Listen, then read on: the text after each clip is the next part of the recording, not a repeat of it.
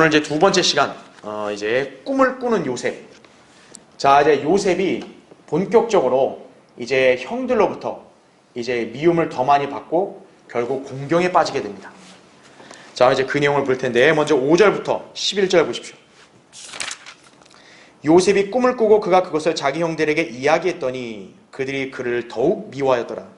그가 그들에게 말하기를 내가 형들에게 청하오니 내가 꾸었던 이 꿈을 들으소서. 보소서, 우리가 들에서 곡식단들을 묶고 있는데 보소서, 내 단이 일어서서 똑바로 서더니 보소서, 형들의 단들이 둘러서서 내 단에 경의를 표하더이다 하니 그의 형들이 그에게 말하기를 내가 참으로 우리를 치리하겠느냐? 아니면 내가 참으로 우리를 다스리겠느냐? 하고 그들이 그의 꿈과 그의 말로 인하여 그를 더욱 미워하였더라 이거죠. 예. 그러니까 형들 입장에서는 이건 기분 좋은 소리가 아니죠. 예. 그 막내 동생이 뭐예요? 자기가 딱 서 있고 형들이 자기한테 경의를 표한다니까. 그쵸? 예. 이거 뭐냐? 허풍이야. 막 이런 식으로 생각할 수도 있겠죠. 근데 요셉의 꿈 이야기는 이걸로 끝이 아니에요. 거기 9절 보세요. 그가 또 다른 꿈을 꾸고 그의 형들에게 이야기하여 말하기를 보소서, 내가 또 꿈을 꾸었는데 보소서, 해와 달과 11개의 별들이 내게 경의를 표하더이다 하며 이거죠. 그가 그 꿈을 그의 아비와 형제들에게 이야기했더니 그의 아비가 그를 꾸짖어 그에게 말하기를 내가 꾼 이 꿈이 무엇이냐? 나와 내 어미와 내 형제들이 참으로 가서 땅에 엎드려 내게 절하겠느냐? 하더라. 그의 형들은 그를 시기하나 그의 아비는 그 말에 주목하더라. 이렇게 말씀하고 있죠. 예. 자, 그럼 이제 교환을 먼저 보세요. 자, 먼저 위에 1번. 자, 이제 오늘날 요셉이 두 가지 꿈을 꾸었다라는 거죠. 근데 저는 지난 시간에 여러분에게 강의할 때 말씀드렸다시피 이때 당시의 꿈은 하나님께서 앞으로 있을 일들을 계시해 주는 거라 그랬죠. 그때는 성경이 없었으니까, 그렇죠? 예. 그러니까 요셉이 꾼 꿈은 그냥 어떤 개꿈이나 그냥 어떤 환상이 아니라 분명히 하나님께서 뭔가 계시하고자 하는 게 있는 거죠. 그렇죠. 그래서 그 내용을 일단 요셉은 형들에게 이야기했다 이거죠. 자, 이 두 가지 꿈들의 공통점은 모두 요셉에게 경의를 표하는 내용을 다루고 있다는 것이다 이거죠. 예. 자, 이 두 가지 꿈을 한번 이렇게 구체적으로 살펴보면요. 자, 밑에 괄호 1번. 자, 7절에서는 들에서 곡식단들을 묶고 있죠. 근데 요셉의 곡식단이 딱 서서 나머지 곡식단들이 그 요셉의 곡식단을 향해서 어때요? 경의를 표한다. 이렇게 7절에 말씀하고 있죠.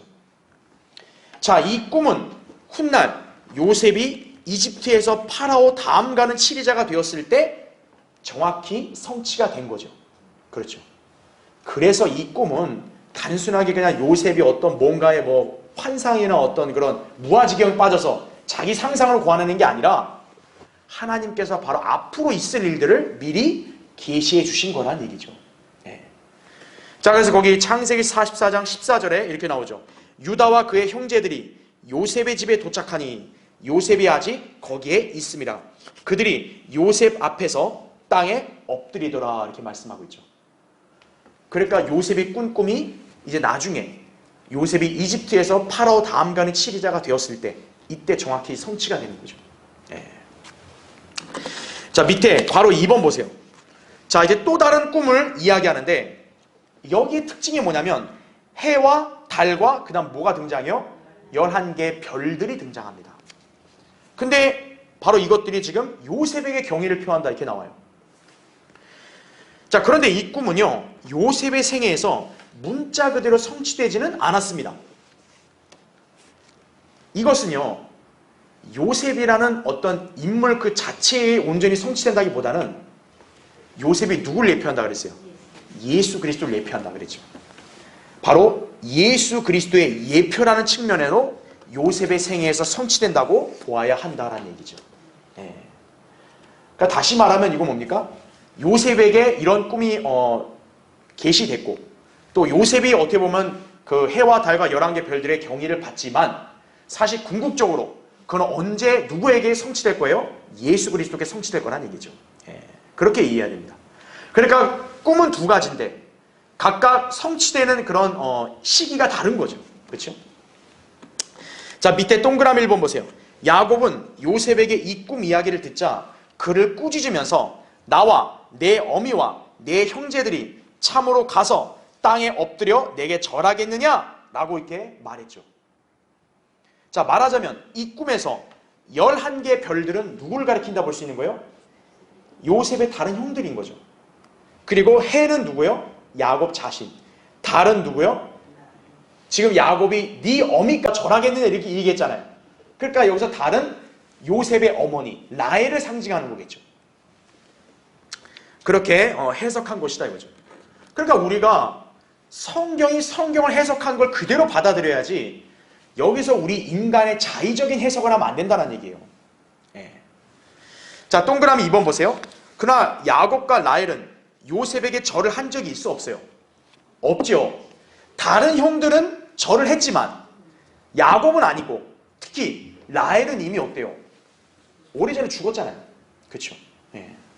그렇기 때문에 제가 방금 이 해와 달과 11개 별들이 경의를 표하는 이 내용은 요셉의 생애에서 문자적으로 성취된 것은 아니다라고 제가 말씀을 드리는 거예요. 이거는 예언적인 측면이 강하다 이렇게 보시면 됩니다. 그래서 계속 보시면요, 바로 이 꿈은 장차 재림 때 예수 그리스도에 의하여 성취될 예언인 것이다 라는 거죠. 그러니까 요셉은 단지 예수 그리스도의 예표로서 그 예언에 제시된 것뿐이다, 이렇게 여러분 이해하시면 된다는 얘기죠.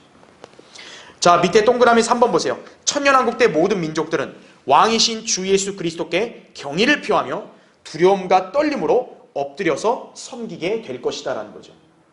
지금 요셉이 이 꾼 두 가지 꿈의 공통점이 뭐냐면 바로 지금 요셉 앞에서 모두가 경의를 표하잖아요.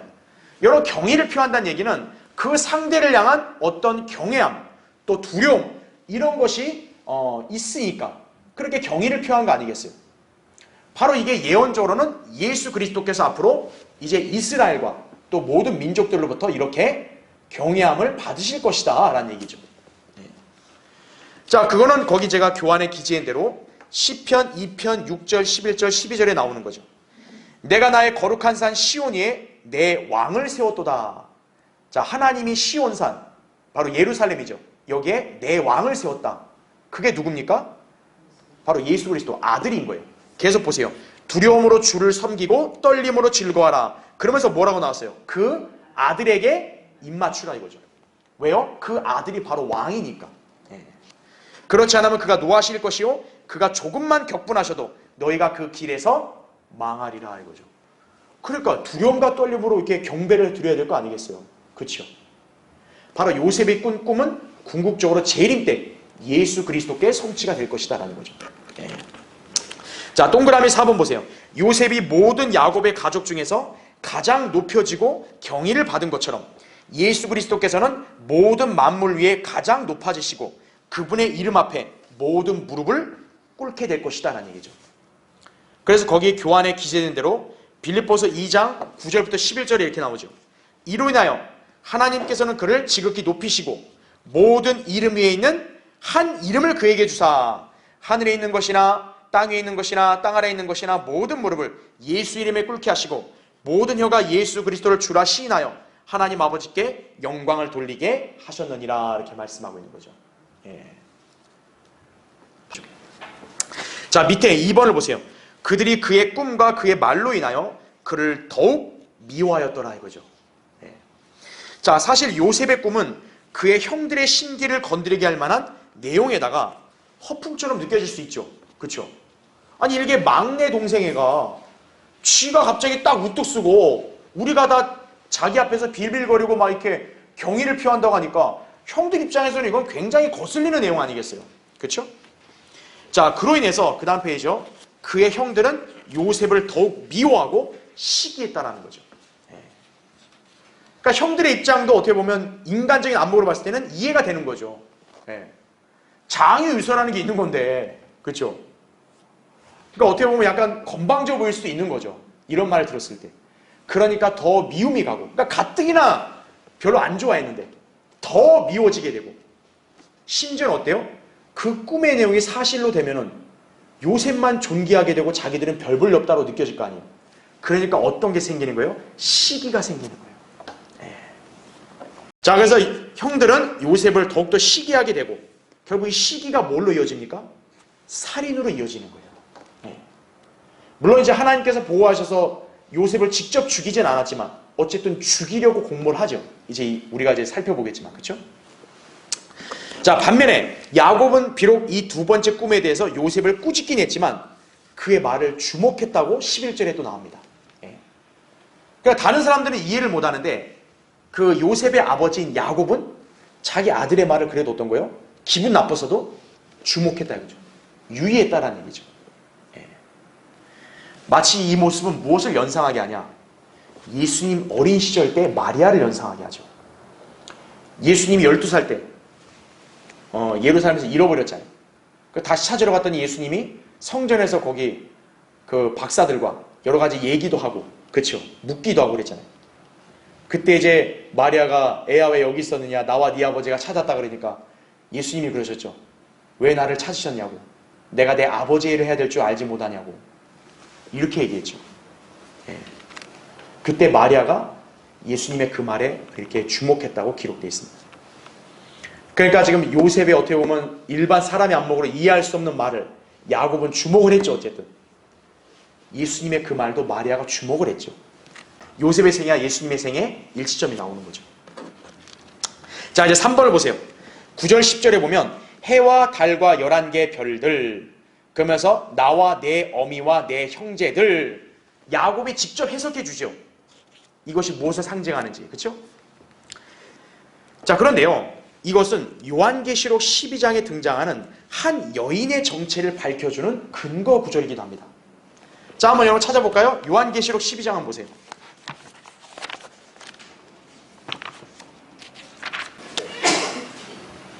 자, 요한계시록 거기 12장, 자 1절 한번 볼게요. 하늘에 큰 이적이 나타났으니 한 여인이 해로 옷 입었고 달은 그녀의 발밑에 있으며 머리에는 12별이 있는 면류관을 썼는데 아이를 뵌 그 여인이 산고로 울부짖으며 출산하려 함으로 아파하더라, 이렇게 말하죠. 그러면서 5절을 보세요. 그녀가 산의 아이를 낳았는데 이 아이는 모든 민족들을 철장으로 다스릴 자라. 그녀의 아이가 하나님과 그의 보좌 앞으로 들려 올라가더라, 이렇게 말씀을 하고 있죠. 자, 여러분 요한계시록 12장의 이 여인이 누굴까요? 교회들은 다 각자 자기들만의 해석을 하는 거예요. 그런데 지금 여러분은 이미 이 여인의 정체를 다 알 수 있어요. 왜요? 이 여인은 지금 해로 옷 입었다 그랬죠. 해가 등장하죠. 그녀의 발밑에 뭐가 있어요? 달이 있죠. 그 다음 머리에는 뭐가 있는 면류관을 썼어요? 12별들. 해와 달과 별들. 바로 야곱이 요셉이 꿈에서 이걸 꿨을 때 나와 네 어미와 형제들 얘기했죠. 고로 여기에 이 모든 것들을 두루 갖춘 여인은 정체가 뭐다? 이스라엘이다라는 걸 알 수 있는 거예요. 이스라엘. 네. 자, 그런데 로마 카톨릭과 개신교가 얼마나 우스꽝스러운 해석하는지 보세요. 괄호 1번. 로마 카톨릭은요, 그 여인을 마리아라고 해석을 합니다. 그러니까 지금 여기 계시록 12장에 나온 이 여인 있잖아요. 이 여인이 마리아래요. 왜 그러냐? 12장 5절을 보니까 그녀가 산의 아이를 낳았는데 이 아이는 모든 민족들을 철장으로 다스릴 자라, 이렇게 말씀하잖아요. 여기에 이 산의 아이는 예수님이다 이거죠. 그러니까 예수님을 낳은 여인은 누구예요? 마리아다 이거죠. 왜 이 여인이 마리아래요? 근데 우리가 알다시피 마리아는 이미 역사적으로 오래전에 죽은 여인 아니에요. 근데 그들의 관점에서 마리아는 옛날에 그 마리아가 아니라 뭐예요? 하늘의 여왕인 마리아를 가리킨다, 이렇게 얘기하는 거죠. 로마 카톨릭에 있어서 마리아는 뭡니까? 성모, 하나님의 어머니라 그래가지고 하늘의 여왕으로 취급을 하잖아요. 그렇죠. 예. 우스꽝스러운 해석이 아닐 수 없는 거예요. 예. 그러니까 여기 나온 여인은 하늘의 여왕, 즉 성모 마리아라고 해석을 하는 거예요. 예레미야 44장 18절 이거랑 같이 연관지어서, 그렇죠? 아주 우스꽝스러운 해석입니다. 자, 괄호 2번 보세요. 그럼 개신교는 어떻게 해석하냐? 존 칼빈을 따라서요, 이 여인을 교회라고 해석하는 거예요. 교회. 하지만 우리가 성경으로 볼 때요, 교회는 결코 여인이나 어머니로 불린 적이 없어요. 그렇죠? 교회는 한 신부이자 한 아내라고 불리죠. 계시록 19장 7절이나 21장 9절 보면. 그렇죠? 그러니까 교회는 뭡니까? 신랑이신 예수 그리스도의 신부라고 불리잖아요. 그렇죠? 예. 또 어린 양의 아내라고 불리죠.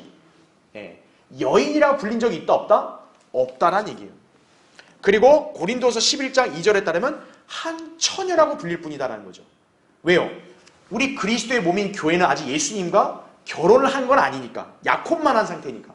그러니까 처녀라고 부른다고 우리를. 예. 자, 그리스도인의 어머니는 교회가 아니라 뭡니까? 갈라디아서 4장 26절에 보면 새 예루살렘이다 그죠. 위에 있는 예루살렘은 우리 모두의 어머니라고 말했다 그죠. 본향 아니에요 우리 새 예루살렘이. 그렇죠? 그리고 교회도 아니고 마리아는 더더욱 아니에요 우리한테. 그리스도인 어머니는 말도 안 되는 소리죠.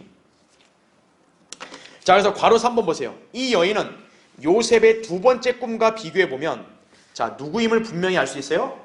이스라엘임을 분명히 알 수 있다라는 거죠. 예. 오늘 여러분이 이 점만 딱 정확히 인지하고 가셔도 웬만한 교회 목사들, 신학자들보다 여러분이 더 정확히 알고 있는 거예요. 예. 자, 교회가 휴거된 이후에 이제 이스라엘은 이 땅에 남죠. 그래서 야곱의 고난의 때라 불리는 환란 시대를 통과하게 될 거라고요. 예레미야 30장 7절에 보면 야곱의 고난의 때라 그랬다고. 대환란은. 예. 바로 지금 요한계시록 12장은 예언적으로 대환란 때 있을 일들을 말씀하고 있는 거예요. 자, 다만 별의 개수가 좀 차이가 나죠. 아까 창세기 37장의 요셉의 꿈에서는 11개였어요. 근데 지금 여기서는 몇 개입니까? 12개입니다. 왜 차이가 있겠어요? 지금 이스라엘이 누구에게 경의를 표했어요? 요셉의 꿈에서는. 요셉에게 경의를 표했잖아요. 그러니까 12아들 중에서 요셉은 지금 따로 분류가 됐으니 그러니까 11개 별이라 얘기한 거고. 그럼 여기는 뭡니까? 요셉이 포함이 되니까 12개 별이라고 얘기한 것인 거죠. 예. 자, 그래서 이거 잠깐 설명을 드리면 자, 요셉의 꿈에 나타난 해, 달 11개 별. 그렇죠? 예, 이거는 야곱에 해석한 그대로 해는 야곱, 달은 라헬, 11개의 별은 아들들이죠. 예, 야곱의 아들들. 그러니까 요셉의 형들인 거죠. 예. 자, 그래서 이 세 부류를 합치면 바로 이스라엘이 되는 거죠. 그렇죠. 그래서 계시록 12장에 보면 바로 등장하는 한 여인. 이 여인의 정체는 그래서 바로 뭐라고 우리가 알 수 있는 거예요? 이스라엘이다 이거죠. 네. 이거를 개신교회들처럼 교회로 해석하면 어떻게 되는 거예요? 아, 교회가 대환란에 있구나. 교회가 환란을 곧 통과하는구나. 이렇게 오류에 빠지게 된다고요. 네. 교회는 대환란 전에 이미 휴거되는 거죠. 그러니까 요한계시록 12장 그 사건을 기록한 그 말씀에는 교회가 있다 없다 지상에 없는 거예요. 그래서 한 여인은 이스라엘을 가리킨다는 거죠. 그래서 다만 차이점이 뭐냐? 여기서는 11개 별이란 말이에요. 근데 여기서는 별이 몇 개요? 12개입니다. 그럼 여기서 의아한 점이 있어요. 이 야곱의 아들들이 나중에 이스라엘의 지파를 형성하잖아요. 그래서 이스라엘 12지파를 형성하잖아요. 그렇죠? 근데 우리가 알다시피 요셉이라는 지파는 구약에 있어 없어요? 구약이 없습니다. 왜? 요셉에게는 아들 므낫세와 에프라임에게 야곱이 바로 그들에게 이렇게 안수해가지고 그들이 지파 각각 하나씩 해서 2개를 형성하잖아요. 요셉 지파가 별게 없어요. 그런데 대환란 때는 12개라 그래 별이요. 그쵸? 왜 그러냐? 우리가 요한계시록 7장을 보면 대환란 때 이스라엘 12지파를 볼 때 바로 어떤 지파가 대환란 때 생겨요? 요셉 지파가 생기기 때문에 그래요. 바로 대환란 때는 약간 지파가 변경이 되죠. 그렇죠. 그래서 단지파, 에프라임 지파가 빠져요. 요한계시록 7장에 보면. 그리고 거기에 레위 지파하고 요셉 지파가 들어간다는 거죠. 그러니까 요셉이 여기서는 포함이 안 됐지만 요한계시록에서는 어떤 거예요? 대환란 때는 지파로 포함이 되니까 별을 몇 개라 그런 거예요? 12개라고 한 거다. 이렇게 이해하시면 되는 거예요. 그러니까 별 차이가 다르다. 그러니까 이거는 이스라엘 아니다. 그러면 그런 해석은 뭐 말 같지 않은 거예요. 그렇죠? 예, 그런 거 무시하시고 바로 해, 달, 별, 이스라엘이라고 해석이 돼 있으니 우리가 요한계시록 12장의 그 여인도 이스라엘이다. 그렇게 해석하시면 되는 거죠. 여러분 밑에 4번을 보세요. 그의 형들은 그를 시기하나 11절에 이렇게 말씀하고 있죠. 자, 시기는 죄 중에 죄, 즉 죄의 뿌리라고 말할 수 있다는 거죠. 여러분 흔히 이제 원죄란 말 이렇게 들어봤잖아요. 근데 사실 원죄는요 시기가 맞습니다. 왜 그럴까요? 이 시기는 아담과 이브 이전에 벌써 생겼기 때문에 그런 거예요. 여러분 솔직히 아담과 이브가 누구를 시기했나요? 성경에는 그런 기록이 없어요. 즉 우리가 흔히 보통 기원을 아담과 이브를 중심으로 잡지만 사실 아담과 이브는 시기를 한 적이 없어요. 그 둘은 없어요. 오히려 그 아들인 카인이 시기를 했죠. 아담과 이브는 시기라는 죄를 진 적이 없어요. 그런데 이 시기라는 죄는 아담과 이브 이전에 벌써 생겼다는 거죠. 바로 누가 시기를 한 거예요? 사탄, 마귀가 시기를 한 거죠. 그래서 원죄라고 만약에 말하고 싶다면 사실은 뭐가 원죄가 되는 거예요? 시기가 원죄가 되는 거예요. 자, 그래서 창세기 1장 1절 이전인 영광만이 가득 찼던 때에 루시퍼를 통해서 바로 이 시기가 등장을 한다는 얘기죠. 이사야 14장 12절부터 15절에. 그렇죠? 네. 자, 일단 그건 넘어가고요. 괄호 1번 보세요. 우리는 사탄이 왜 성경을 변개시켜 예수 그리스도의 신성을 공격했는지 여러분 이제 그 이유를 알 수 있는 거예요. 그렇죠? 자, 우리가 지금 안 읽었지만 이사야 14장에는 루시퍼란 이름이 나오면서 그 자가 자기 마음속에 생각을 하죠. 내가 내 보좌를 별들보다 높이겠다. 그러니까 하나님보다 자기가 더 높아져야겠다는 거죠. 왜요? 시기가 나거든요. 하나님이 저렇게 가장 큰 영광 속에 있는 게 자기는 못 견디겠다 이거죠. 그래서 루시퍼가 반역을 해서 결국 쫓겨나 사탄으로 변질이 된 거 아니겠어요? 그렇죠? 예. 그러니까 사탄은 그런 시기가 그 이후로 없어졌을까요? 아니에요. 사탄은 멸망 그 순간까지 계속 갖고 있는 거예요. 여러분 사탄이 왜 성경을 변개시켜가지고 예수님이 하나님이시라는 진리를 왜 자꾸 가릴까요? 시기 때문에 그런 거예요. 예수님이 하나님으로서 높여지는 게 사탄 입장에서는 좋아요, 싫어요? 싫은 거죠. 그러니까 시기를 하니까 어떤 거예요? 성경을 변개시켜서 예수 그리스도를 격화시키는 거예요, 자꾸. 아까 제가 여러분의 광고 시간에 설명드린 대로 여호와의 증인들의 주장에 따라 예수님은 하나님이 먼저 창조한 신이다. 성경에 그렇게 돼 있잖아요. 한국 교회들이 쓰는 성경에. 바로 그게 뭐냐면 사탄이 시기를 하는 거죠. 그래서 성경을 변개시키는 거예요. 자, 그 다음 거기 보시면 대환란 때 적그리스도가 경배를 받으려고 예루살렘 성전에 앉는다고 데살로니가서 2장 3, 4절에 나오죠. 그리고 사람들로 하여금 자신을 거룩하신 아버지라고 부르게 하는 그 이유를 우리가 또 알 수 있는 거죠. 바로 뭐 때문에요? 시기 때문이라는 거죠. 하나님, 여호와이신 그분께 아버지라 불리는 것이 사탄 입장에서는 못 견디는 거예요. 못 믿어온 거예요. 그 거룩한 아버지를 내가 그 칭호를 차지하고 싶다 이거죠. 그래서 찬탈을 하는 거죠. 그 실제로 보면 이 거룩하신 아버지란 칭호를 오늘날 이 땅에서 찬탈한 자가 있어요. 바로 교황이죠. 예. 대다수의 모든 민족들이 어때요? 교황을 교황성하 이렇게 부르잖아요. 그 성하가 뭐냐면 하나님 아버지라는 뜻이에요. 예. 그걸 버젓이 받고 있는 거예요. 교황이. 그래서 우리가 교황이 이제 장차 적그리스도로 나타날 거라고 우리가 말씀을 드리는 거 아니에요. 그렇죠? 예. 자, 거기 잠언 27장 4절에 이렇게 기록되어 있죠. 진노는 잔인하고 성냄은 사나우나 시기 앞에 누가 설 수 있으리요 이렇게 말하죠. 그러니까 진노 성냄보다 더 비교 안 되는 게 뭐예요? 시기인 거예요. 네. 성경은 이미 그렇게 이 죄에 대해서 경고하고 있다 이거죠. 자, 괄호 2번 보세요. 사탄에 의해서 시기라는 원죄가 등장한 이래로 인류의 역사 속에서 이 죄는 수많은 사람들을 괴롭혀 왔다 이거죠. 카인이 아벨을 왜 살해했죠? 시기. 하나님이 자기 재산 안 받아주고 자기 아우인 아벨의 제사만 받아주니까 시기가 나서 죽인 거죠. 그 다음에 사울이 다윗을 왜 죽이려고 그렇게 발버둥을 쳤죠? 시기 때문이죠. 자, 헤롯이 2살 이하의 남자아이들을 다 죽여버리려 했죠. 자기가 다스리는 백성의 어린 아이들인데 2살 이하 싹 다 죽여버리려고 하죠. 왜요? 예수 그리스도가 태어나는 것을 시기하니까. 그렇죠. 자, 유대인들이 예수님을 체포하여 빌라도에게 넘겼던 것도 뭐 때문에요? 시기 때문에 그런 거예요.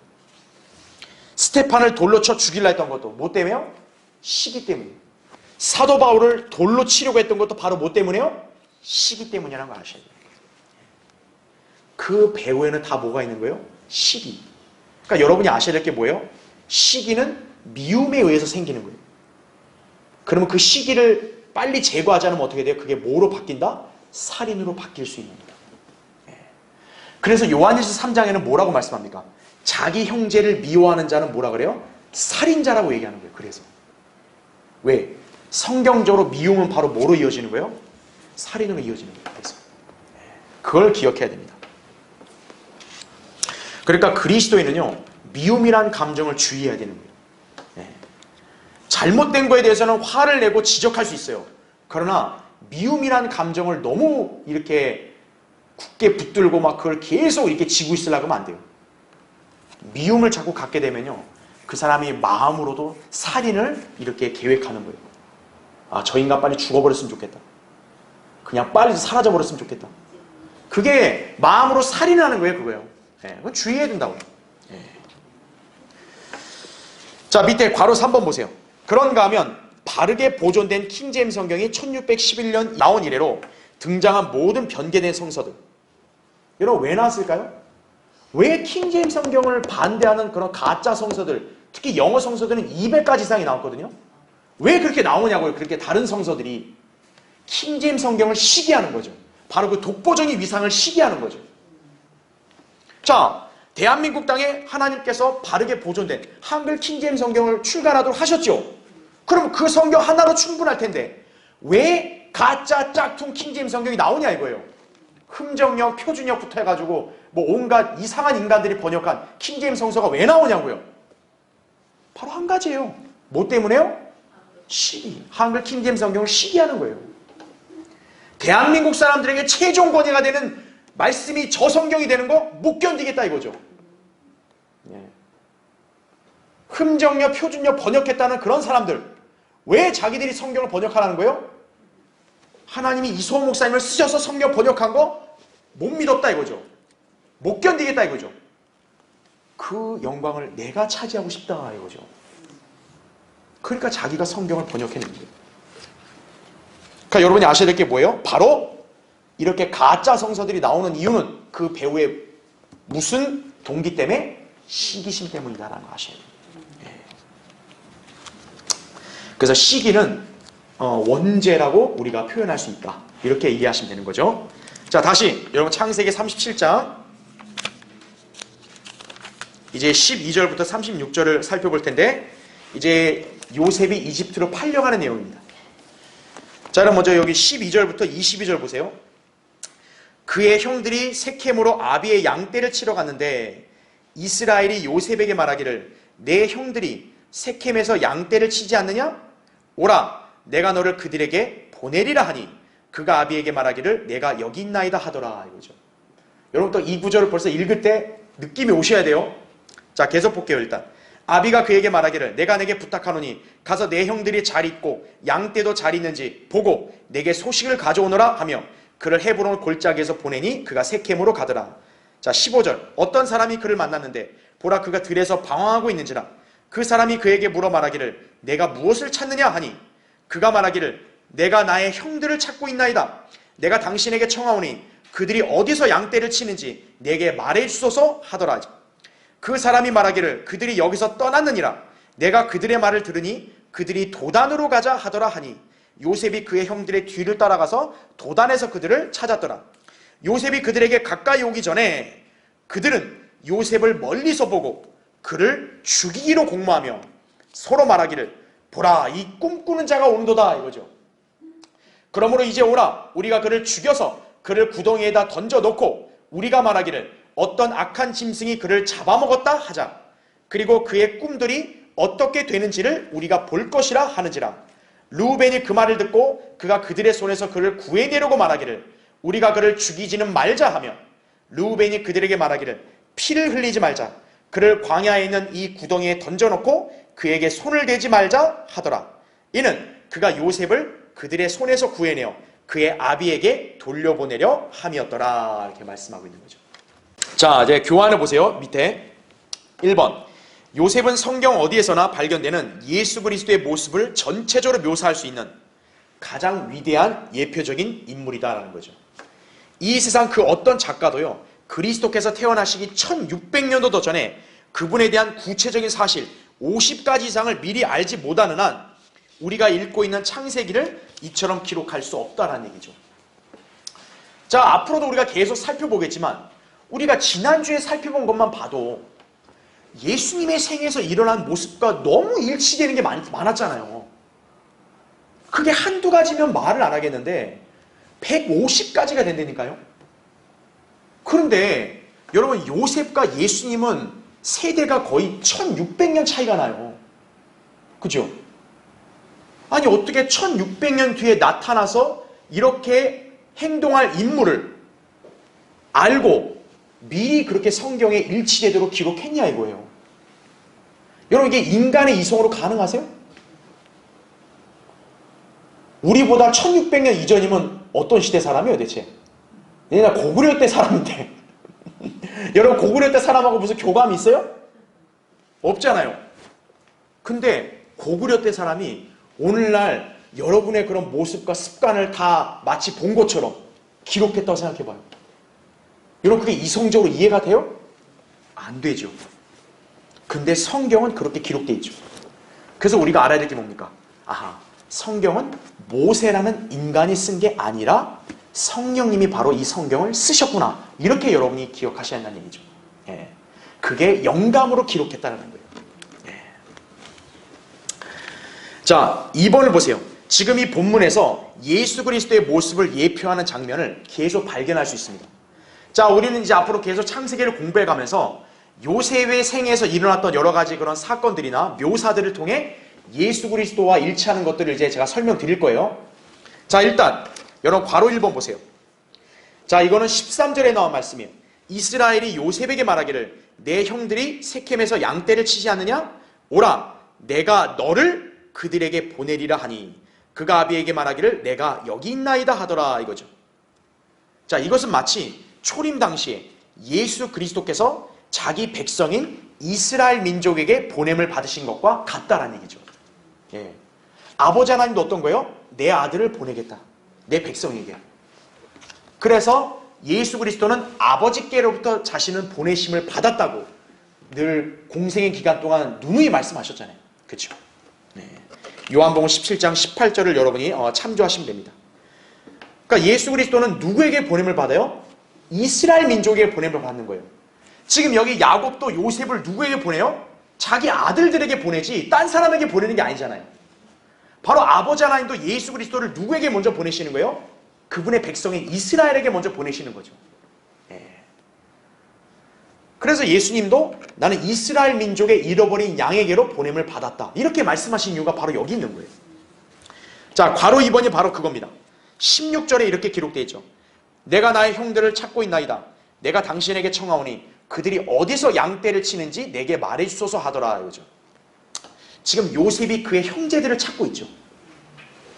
그러면서 의미심장한 단어 양떼를 찾는다 그러죠. 양떼. 성경에서 양떼는 어느 민족을 가리켜요? 이스라엘 민족을 가리키죠. 네. 그리고 잃어버린 양을 찾아다니시는 목자이신 예수 그리스도의 모습을 연상하게 하는 거죠. 지금 요셉이 바로 형들을 찾아다니는 거예요. 양떼를 찾아다닌다 이거죠. 마치 양떼를 찾아다니는 목자와 같은 모습을 우리가 연상하게 하는 거죠. 바로 잃어버린 양을 찾아다니시는 목자 예수 그리스도를 예표한다. 마태복음 15장 24절, 누가복음 19장 10절 그렇게 여러분이 참조하시면 됩니다. 자, 괄호 3번. 그들은 요셉을 멀리서 보고 그를 어떻게 한대요? 죽이기로 공모한다. 18절에 나오죠. 자, 동그라미 1번 보시면 이건 역시 예수 그리스도를 잘 예표해주고 있다는 거죠. 왜냐? 이와 연관된 비유가 누가복음 20장 13절 14절에서 잘 제시되어 있기 때문에 그런 거예요. 누가복음 20장에서 포도원의 비유가 나오거든요. 이제 포도원 주인이 소출을 가져오라고 종들을 보내는데 그 농부들이 그 종들을 갖다 막 후드려 패고 내쫓아버리는 거예요. 그들은 농부에 불과하잖아요. 포도원의 소출은 주인 거 아니에요. 그러니까 주인이 마땅히 자기 종을 보내서 가져오라 그랬는데 이 농부들이 그걸 주기 싫어가지고 종들을 막 패는 거예요. 내쫓고. 그랬더니 주인이 뭐라 그래요? 거기 나오죠. 그때 포도원 주인이 말하기를 내가 어찌할까? 내가 내 사랑하는 아들을 보내리라. 그들이 그를 보면 존중하리라고 하더라 이거죠. 그러니까 마침내 이 포도원 주인이 어때요? 그래 그럼 내 아들 보내자. 설마 내 아들한테까지 그렇게 하진 않겠지 이거죠. 자 근데 보세요. 그러나 그 농부들이 그를 보고 의논하여 말하기를 이 사람은 상속자니 자 그를 죽이자. 그러면 그 유산이 우리 것이 되리라고 하더라 이거죠. 이제 그 농부는 어떤 거예요? 그 아들을 존중하기보다는 죽여버리자. 미리 공모를 하는 거죠. 자, 예수님이 바로 이 비유를 하신 말씀 진의가 뭐예요? 바로 지금 저 바리새인들 서기관들이 나를 죽이려 하는 것이 바로 그와 같다라는 얘기죠. 그 상황을 지금 예표해 주는 게 바로 지금 요셉을 죽이려고 공모하는 그 형들을 통해서 보여지고 있다는 얘기예요. 자, 동그라미 2번 보세요. 성경에서 아버지의 재산을 관리하는 자들이 아버지의 사랑하는 아들이 그들에게 오는 것을 보고 죽이기로 음모를 꾸미는 이야기가 놀랍게도 단 몇 군데만 등장해요? 2군데요. 한 군데는 요셉, 또 한 군데는 예수 그리스도예요. 이렇게 일치되는 거 도대체 어떻게 설명할 거예요? 그렇죠? 예. 그러니까 요셉의 형들 유대인들은 아버지 재산 관리자들이죠. 근데 진정한 상속자는 사랑하는 아들인 거죠. 그럼 그 아들을 존중해야 마땅하는데 오히려 어떻게 한 거예요? 죽여버리자는 거예요. 네. 그런 거죠.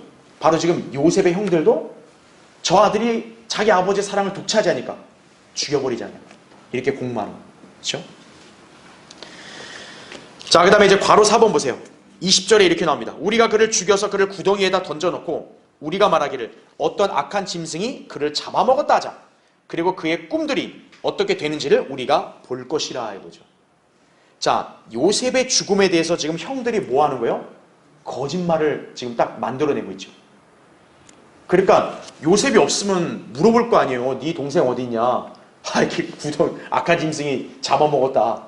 이렇게 우리가 둘러대자. 거짓말을 요셉의 죽음에 대해서 그렇게 날조하죠. 자, 마찬가지로요. 거기 보시면은 예수 그리스도의 죽음에 대해서도 사람들은 어떻게 합니까? 거짓말하는 거죠. 바로 그것이 일치되는 거죠. 그죠? 자, 그 다음에 괄호 5번. 루벤이 그 말을 듣고 그가 그들의 손에서 그를 구해내려고 말하기를 우리가 그를 죽이지는 말자 하며 21절에 나오죠. 자, 야곱의 장자인 루벤이 나서서 요셉을 구해내어 아버지께로 돌려보내려고 했죠. 지금 요셉의 형들의 무리 가운데서 그들의 공모에 가담하지 않고 요셉을 살려줘야 된다. 오히려 요셉을 옹호하는 사람이 루벤이죠. 자, 근데 이 모습이 연상되는 게 있어요. 바로 신약시대에 많은 유대인들이 선동하여 예수님을 죽여야 된다고 했지만, 특히 바리새인들이 예수님을 잡아오려고 했지만, 그런 바리새인들의 음모에 가담하지 않고 오히려 바리새인들로 하여금 예수님을 변호했던 사람이 있었죠. 바로 누굽니까? 니코데모죠. 네. 그러니까 지금 여기서 루벤의 모습은 마치 누구를 연상하고 있어요? 니코데모를 연상하고 있는 거죠. 요한복음 7장 50절 51절에 보면 니코데모가 오히려 그 자기와 똑같은 바리새인들 무리 가운데서 오히려 그들의 의견에 반대를 합니다. 율법이 먼저 당사자들에게 얘기를 들어보고 그렇게 해야 되는 게 마땅하지 않냐? 이렇게 따지죠. 니코데모가 오히려. 그랬더니 바리새인들이 너도 갈릴리에서 왔냐? 이거죠. 왜냐면 예수님이 갈릴리에서 왔다 그러니까 너도 갈릴리여서 이렇게 같은 편 드는 거냐? 이거죠. 네. 지금 루벤은 자기와 같은 형제들의 그런 편에 쓰는 게 아니라 오히려 요셉의 편에서 그를 이렇게 변호하고 옹호하려고 하죠. 바로 니코데모를 연상하는 그런 모습이다. 이렇게 이해하시면 되겠죠. 자, 이제 23절부터 36절 보겠습니다. 자, 요셉이 그의 형들에게 오니 그들이 요셉에게서 그의 옷, 곧 그가 입은 채색 옷을 벗기고 그들이 그를 붙들어 구덩이에다 던지니 그 구덩이는 비어 있었고 그 안에는 물이 없었더라. 그들이 음식을 먹으려고 앉았다가 눈을 들어 바라보니 보라, 이스마엘인들 한 무리가 길르앗에서부터 오는데 향료와 유향과 몰약을 낙타들에다 싣고 이집트로 내려가는 길이더라. 유다가 자기 형제들에게 말하기를 만일 우리가 우리의 동생을 죽이고 피를 감추면 무엇이 유익한가? 오라, 그를 이스마엘인들에게 팔고 우리 손을 그에게 대지 말자. 그는 우리의 형제요 우리의 골육이라 하니 그의 형제들이 동의하였더라. 그때 미디안 상인들이 지나가는데 그들이 요셉을 구덩이에서 들어올려서 요셉을 이스마엘인들에게 은 20개 파니 그들이 요셉을 이집트로 데려갔더라. 르우벤이 구덩이로 돌아왔는데 보라, 요셉이 구덩이에 없는지라. 그가 자기 옷을 찢고 형제들에게 돌아와서 말하기를 아이가 없도다. 나는 어디로 가랴 하더라. 그들이 요셉의 옷을 가지고 염소 새끼를 죽여서 그 옷을 피에다 적시고 그 채색 옷을 그들의 아비에게로 가져와서 말하기를 우리가 이것을 찾았으니 아버지의 아들의 옷인지 아닌지 보소서 하니 그가 그것을 알고 말하기를 내 아들의 옷이라. 악한 짐승이 그를 삼켰도다. 요셉이 갈기갈기 찢긴 것이 분명하도다 하며 야곱이 자기 옷을 찢고 굵은 베옷을 그의 허리에 두르고 자기 아들을 위하여 여러 날을 애도하더라. 그러자 그의 모든 아들들과 그의 모든 딸들이 일어나서 그를 위로하나 그가 위로받기를 거절하고 말하기를 내가 애도하며 내 아들에게 음부로 내려가리라 하며 그의 아비가 그를 위하여 울었더라. 한편 미디안인들이 이집트에서 파라오의 관원인 경호대장 포티발에게 요셉을 팔았더라. 이렇게 말씀하고 있죠. 자, 이제 교환을 보세요. 1번. 참으로 안타까운 장면이 벌어졌죠. 요셉이 왔을 때 형들은 그가 입은 채색 옷을 벗겼죠. 23절에 나온 대로, 그렇죠? 그 다음에 물이 없는 구덩이 속으로 그를 던졌죠. 24절에, 그렇죠? 어린 요셉은 형들에게 살려달라고 애원했을 것인데 형들은 동생의 간절한 애원에도 불구하고 음식을 먹으려고 앉았다가 눈을 들어 길르앗에서부터 오는 이스마엘인들의 무리를 보고 요셉을 죽이는 대신 그들에게 팔아 넘기기로 해버렸죠. 참 진짜 너무 안타깝고 처참하죠, 그렇죠? 자, 2번을 계속 보세요. 여기서 우리는 예수 그리스도의 십자가 상황을 예표하는 장면을 볼 수 있습니다. 네. 자, 밑에 보세요. 괄호 1번. 자, 그들이 요셉에게서 그가 입은 채색 옷을 벗겼죠. 자, 요셉의 옷을 벗겼죠. 이것은 예수님께서 십자가에 못 박히시기 전에 그분의 옷이 벗겨진 모습을 예표한다 이거죠. 마태복음 27장 28절에. 그러니까 빌라도에게 재판받고 나서 이제 예수님이 이제 십자가형이 확정되니까 어떤 거예요? 그분의 옷을 벗기고 자주색 겉옷을 입혔죠. 그렇죠? 그 다음에 괄호 2번. 구덩이에다 던지니 그 구덩이는 비어 있었고 그 안에는 자, 거기 잘 표시되어 있어요. 뭐가 없어요? 물이 없었더라. 그러니까 요셉은 물을 구할 수 있어요? 없어요? 없지요. 자, 마찬가지로 예수 그리스도께서도 십자가 위에서 어때요? 목마르다라고 외치셨죠. 요한복음 19장 28절에. 그렇죠? 자, 예수님은 6월절 어린 양이시기 때문에 물을 얻습니까? 얻지 못하십니까? 물을 얻지 못하시죠. 출애굽기 12장 보면 6월절 어린 양의 특징은 뭐냐? 물에 닿으면 안 돼요, 절대. 예. 그래서 물을 못 잡수셨다 이거죠. 바로 예수님이 물을 못 얻었죠. 그 예표가 뭐예요? 요셉이 구덩이에서 물을 얻지 못하는 거죠. 밑에 괄호 3번. 그들이 앉았다가 25절에 나오죠. 지금 요셉을 구덩이에 던져놓고 그들은 편안하게 음식 먹고 그냥 앉아있는 거예요. 지켜보는 거죠. 자, 예수님을 십자가의 죽음에 넘겨준 유대인들 어떻게 했습니까? 그 십자가 그 처형 현장 그 밑에 바로 예수님을 쳐다보고 있는 거죠. 그렇죠? 마태복음 27장 36절에 나옵니다. 자, 그 다음 페이지 넘겨보세요. 괄호 4번. 요셉을 이스마엘인들에게 은 20개 판다고 28절에 나옵니다. 여러분 또 이거 하면 딱 연상되는 거 없어요? 요셉의 몸값을 은 20개로 팔았어요. 예수 그리스도께서는 은 30에 팔리셨죠. 그걸 예표합니다. 마태복음 26장 15절에 나오죠. 자, 근데 차이점은 뭐냐면 요셉은 은 20이에요. 자, 왜 그런지 볼게요. 동그라미 1번. 은 20개는 5살부터 20살까지의 노예 소년 한 명에게 해당되는 값이에요. 레위기 17장 5절에. 요셉이 당시 나이가 약 17세였기 때문에 그래서 은 20에 팔렸던 것 뿐이다라는 얘기죠. 예. 원래 성인 노예 값은 은 몇 개요? 30개인 거예요. 출애굽기 21장 32절에 나온다 이거죠. 그래서 동그라미 2번 보세요. 예수 그리스도께서는 그래서 몇 개 팔리신 거예요? 은 30개 팔리셨다는 거죠. 마태복음 26장 15절에 내가 그를 당신들에게 넘겨주리니 나에게 무엇을 주겠나이까? 지금 유다 이스카리ot이 배반하면서 약정을 하죠. 그들이 은 30개로 약정하더라 나오죠. 모의를 거죠. 그렇죠? 자, 근데 이건 뭡니까? 구약에서 예언되어 있던 것이 성취된 거죠.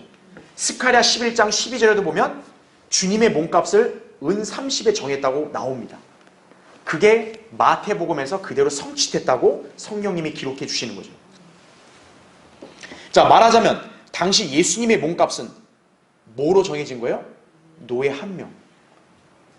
그러니까 이 땅에 있던 그 인간들은 예수님을 단지 뭐로 취급한 거예요? 그냥 노예 정도로 취급한 거예요. 당신의 몸값은 뭐밖에 안 된다? 노예밖에 안 된다. 이거. 하나님이신 그분을 두고 노예 취급을 한 거예요. 여러분, 예수님 입장에서는 이게 얼마나 모욕적이고 얼마나 수치스러운 일이겠어요. 근데 그 모욕과 수치를 예수님은 다 감내하셨다는 거죠. 누구 때문에? 여기 있는 우리 모두 때문에. 그렇죠? 특히요, 은 30은요 여종의 값입니다. 그 남자 노예 값도 아니고 여종의 값이에요. 레위기 27장 4절에 보면 만일 여자면 너의 정한값은 30세켈이 될 것이니라 이거죠. 그러니까 예수님의 몸값을 노예, 그것도 남자 노예도 아닌 여자 노예 값으로 취급한 거예요. 자, 3번을 보세요. 이스마엘인들 한 무리가 길라앗에서부터 오는 데란 말이 나오죠. 자, 이들이 이제 어떻게 할까 고심하는데 이스마엘인들이 나타나니까 요셉을 거기다 팔아 넘기자 이렇게 한 거 아니에요, 그렇죠? 그때 또 미디안 상인들이 지나간다는 말씀이 또 있죠, 그렇죠? 예. 자, 동그라미 1번 보세요. 이스마엘인들이라면은 그냥 여러분이 쉽게 이스마엘인들이라 생각하면 됩니다. 이스마엘 잘 알죠? 아브라함의 육신의 아들. 그 이스마엘의 후손들인 거예요. 이스마엘인들은. 이스마엘 후손인 아랍인들이 바로 이 이스마엘인들이다. 이렇게 이해하시면 되고요. 두 번째 그룹 미디안 상인들. 미디안은 누구예요? 아브라함과 크투라라는 첩사에서 낳은 아들이죠. 바로 그 아들의 자손인 거죠. 창세기 25장 2절에. 자, 민수기 22장을 보면 미디안인들은 모압 땅에 있었습니다. 당시에. 그래서 이것은 그들이 요단강 동편에 롯의 사생아들과 관련이 있음을 보여준다는 거죠. 아브라함의 조카인 롯이 술 취했을 때 딸들이 근친상간해서 자식을 낳은 게 모압이나 암몬 아니겠어요? 그들이 거한 땅에 미디안도 같이 있었다는 얘기죠. 여하튼 이들은 서로 연결되는 종족인 셈이다라는 거죠. 자, 흥미롭게도 이들은 모두 오늘날 누구의 조상이냐? 마호메트의 조상인 거예요. 바로 모슬렘들 있죠. 모슬렘들의 조상들이다 보시면 됩니다. 자, 동그라미 2번 보세요. 당시 이스마엘인들은 길라앗으로부터 요단강을 건너 해변길을 통해 이집트로 내려가는 길이었고 중간에 미디안 상인들이 그들에게 합류했던 것이다 이거죠. 이 아랍인들은 돈을 주고 산 요셉을 이집트로 데려갔고 파라오의 경호대장 포티발에게 팔아 넘겼다라는 거죠. 36절에 나옵니다. 그렇죠? 자, 밑에 4번을 보세요. 루벤이 다른 일을 보고 돌아오는 사이에, 그러니까 루벤은 지금 그 당시에 요셉을 팔아 넘길 때 그 상황에는 없었던 거예요. 요셉은. 아니, 루벤은. 29절 30절에 나오죠. 자, 요셉은 거듭나지 못한 세상의 유형인 이집트로 팔려갔죠. 그래서 루벤이 다시 돌아오니까 요셉이 있어 없어요? 없어요. 그러니까 그 사실에 옷을 찢었습니다. 그거는 마음이 찢어지도록 괴롭다라는 걸 상징하는 거죠. 왜 괴로웠을까요? 루벤 입장에서. 자기가 맏형 아니겠어요? 동생들, 특히 막내를 보살펴야 한다는 책임감을 이행하지 못했다는 생각에 대단히 슬펐을 것이라는 얘기죠. 그렇죠? 자, 그 다음에 밑에 5번 보세요. 한편 형들은 들에서 주워왔다는 듯이 죽은 염소 새끼 피 묻은 요셉의 옷을 아버지 야곱에게 보여주었죠. 이를 본 야곱은 요셉이 악한 짐승에게 찢겨 죽은 것으로 여겨 몹시 슬퍼했는데 그 슬픔은 상당히 컸죠. 예. 이는 요셉이 야곱의 사랑하는 아내 라헬의 소생이었고 또 다른 소생인 베냐민은 아직 어린아이였기 때문에 그런 거죠. 그러니까 자기가 사랑하는 아들이 생사가 불분명하고 또 죽은 것처럼 보이잖아요. 예. 악한 짐승에 찢겨 죽었다. 그 상상을 했을 때 야곱 입장에서 제정신을 견딜 수 있겠어요? 그러니까 차라리 내 아들이 죽었으니 나도 같이 죽고 싶다 이런 거잖아요 지금. 그렇죠? 자, 그런데 여러분 이게 왜 이런 일이 벌어졌는가? 여러분 6번 보세요. 참고로 여기서 야곱은 자기 아들들의 거짓말에 의해서 요셉이 죽은 것으로 속임을 당하죠. 사실 요셉은 죽었어요, 안 죽었어요? 안 죽었죠. 근데 자기 아들들이 지금 자기 아버지 속인 거죠. 왜냐하면 아버지가 사랑한 아들을 이집트에 팔아 넘긴 거 알면 가만히 있겠어요? 그런데 뭘로 속였어요? 염소 새끼 피에 묻은 요셉의 옷으로 야곱을 속였고 야곱은 거기에 속임을 당했죠. 왜 이런 일이 난 줄 아세요? 하나님이 야곱에게 심는 대로 거두게 하신 거예요. 왜요? 야곱이 그렇게 자기 아버지를 속였던 적이 있으니까. 야곱이 자기 아버지 이삭을 마치 형인 에서인 것처럼 가장하려고 어떻게 했어요? 자기 형은 이렇게 털이 많잖아요. 그렇죠? 그리고 또 옷도 사냥꾼이니까 좀 그렇게 거친 거 입잖아요. 그러니까 염소 새끼 가죽으로 옷을 가장했죠. 그리고 눈이 잘 안 보이는 자기 아버지한테 가서 제가 맏아들입니다 이렇게 속였잖아요. 그렇죠? 그래서 어떻게 한 거예요? 하나님은 야곱에게 그대로 뿌린 대로 거두게 하시는 거예요. 야곱도 자기 사랑하는 아들의 그런 소식에 대해서 염소 새끼 피로 묻은 옷에 속임을 당하죠. 예. 야곱이 자기 아버지를 어떻게 속였어요? 염소 가죽으로 만든 옷으로 속였죠. 그래서 하나님도 야곱을 어떻게 속임당하게 해요? 염소 새끼 피에 묻은 옷으로 속임당하게 하죠. 왜 하필 다른 동물도 아닌 염소냐 이거예요. 염소. 바로 야곱이 자기 아버지를 속인 그 대가를 하나님께서는 야곱도 바로 받게 하시는 거예요. 성경적 법칙, 심는 대로 거둔다는 걸 기억하셔야 돼요. 자, 결론적으로 창세기 37장에 묘사되는 요셉의 생애에 관한 기사를 보면 예수 그리스도께서 당시 유대인들에게 너희가 모세를 믿었다면 나를 믿었으니 이는 그가 나에 관하여 기록하였기 때문이라 라고 하신 말씀의 진의를 실감할 수 있다는 거죠. 요한복음 5장 46절에 그렇죠? 주님께서는 자신이 배반당하실 것과 죽으실 것에 대한 내용이 어떤 책에 미리 기록되어 있는지를 알려주신 거죠. 그렇죠? 유대인 입장에서 의아할 수 있어요. 아니 예수님의 기록이 모세가 쓴 책 어디에 있냐고요? 모세가 어디 예수님이라는 이름을 넣냐고요? 근데 바로 창세기에 요셉의 기사인 거죠. 그걸 보면 예수 그리스도를 볼 때 믿을 수 있다는 거죠. 근데 유대인들이 예수님을 안 믿었다는 얘기는 곧 그들이 모세가 쓴 책도 믿었다 안 믿었다? 안 믿었다라는 것을 입증하는 거예요. 그게. 자, 그리스도인들이 왜 구약 성경을 읽고 공부하는데 소홀함이 없어야 하는지를 깨닫게 해주는 거죠. 요한복음 5장 39절에 나오죠. 성경을 상고하라. 이는 너희가 성경에 영생이 있다고 생각하면 그 성경은 나에 관하여 증거하고 있습니다. 우린 요셉의 생애를 통해 그리스도의 모습을 흥미롭게 조명해 볼 수 있는 것입니다. 자, 앞으로 또 어떤 이야기가 전개될지 여러분 기대가 되시죠? 다음 시간에 계속하겠습니다.